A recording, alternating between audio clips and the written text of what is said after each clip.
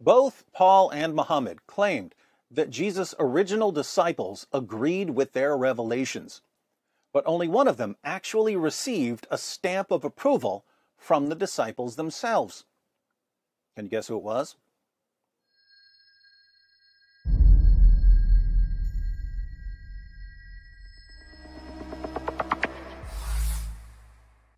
We know from first-century sources not only that Paul went to Jesus' original apostles to test his revelations, but also that the apostles confirmed Paul's message and his authority.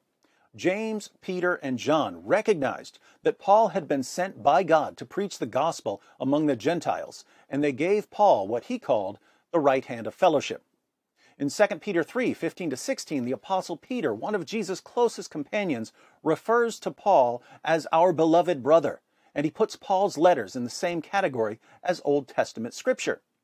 Now, the apostles couldn't explicitly confirm Muhammad's message because Muhammad wasn't born for another 5 centuries.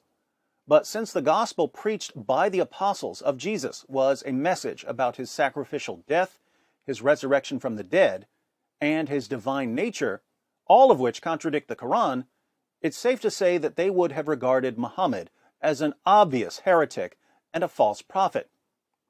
According to the Apostle John, any preacher or teacher or prophet who denies that Jesus is the Son of God is an antichrist.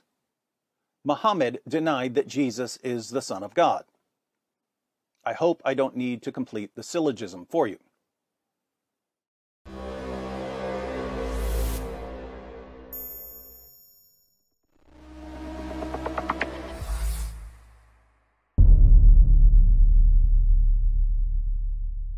Hi everyone, thanks for watching. In case you stumbled upon this video while browsing or searching, I wanted to let you know that it's part of a series comparing Paul and Muhammad. So if you'd like to see the full series, be sure to click on the playlist. If you're already in the playlist, you're about to see why Muhammad's other so-called revelations about historical figures destroy his credibility.